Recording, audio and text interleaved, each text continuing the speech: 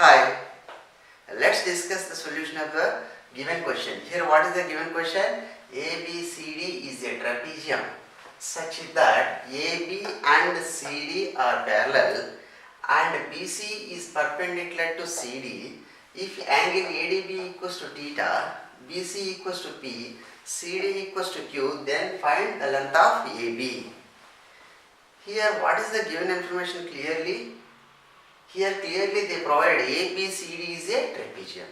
ABCD is a trapezium means one pair of sides are parallel.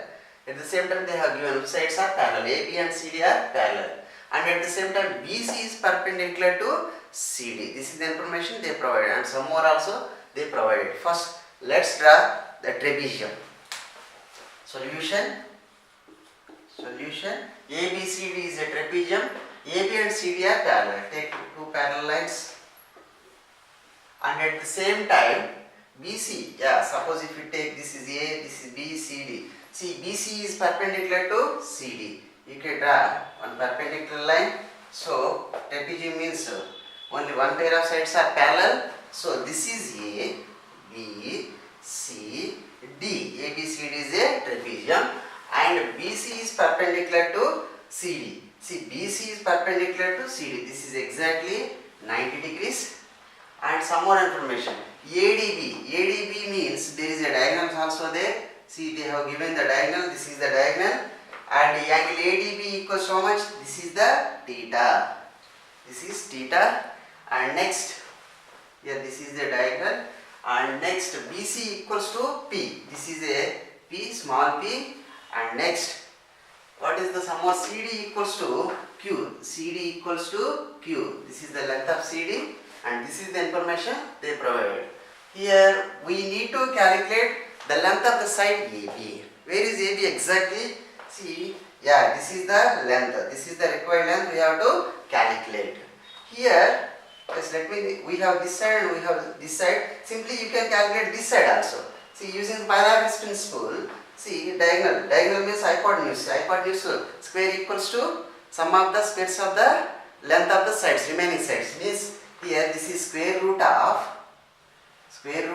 this is P square is there plus Q square is there. So at last I calculated the length of the diagonal also, and at the same time see we have to play with this triangle. Why? Because AB is here. AB is here. So let us assume that this angle equals to alpha.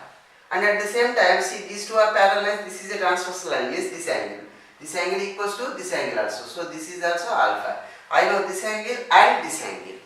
So what is the third angle then? So 180 minus theta plus alpha means pi minus this angle. Pi minus of theta plus alpha.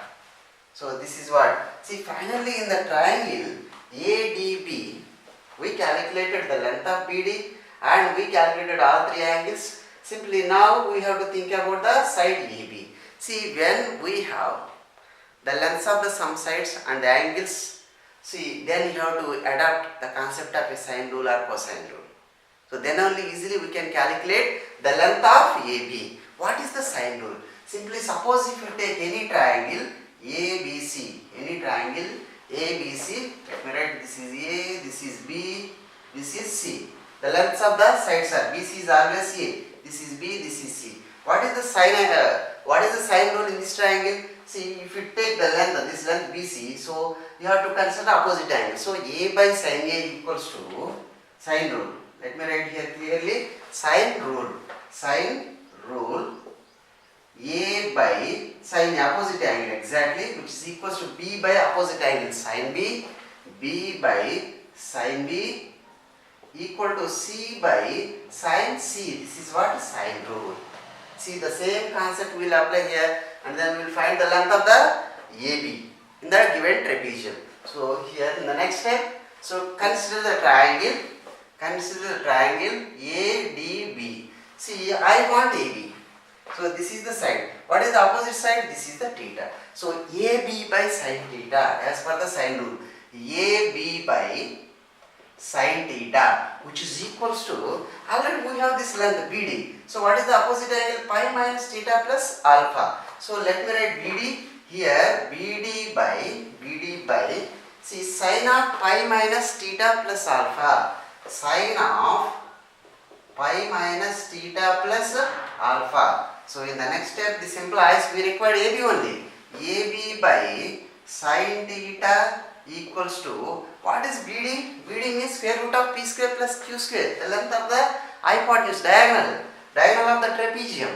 So square root of p square plus q square by sine pi minus theta means sine theta only, which lies in the second quadrant. Pi minus means it is in the second quadrant. Sine of theta plus alpha. Finally, we are getting AB equals to see square root of p square plus q square into sine theta, right? By what is that here? Sine theta plus alpha. Sine theta plus alpha can be written as sine A plus B formula. Sine A cos B plus cos A sine B. Here sine theta into cos alpha plus cos theta into sine alpha. So in the next step, which is equals to p square plus q square under the root by into sine theta by, see sine theta right as it is, but here there is a cos alpha, but they have given some sides. See, suppose if you observe the triangle BCD, what is the cos alpha? Cos alpha means adjacent side by hypotenuse means q by square root of p square plus q square. So from this triangle, cos alpha equal to q by square root of p square plus q square, and at the same time, what is sine alpha? Opposite side by hypotenuse means sine alpha equals to p by square root of p square plus q square. So simply let me substitute sine alpha, cos alpha and sine alpha in the denominator. So cos alpha equal to q by square root of p square plus q square plus cos theta. This is plus, I am writing very small letters, cos theta. What is the sine alpha? P by square root of p square plus q square. Here p by square root of p square plus q square.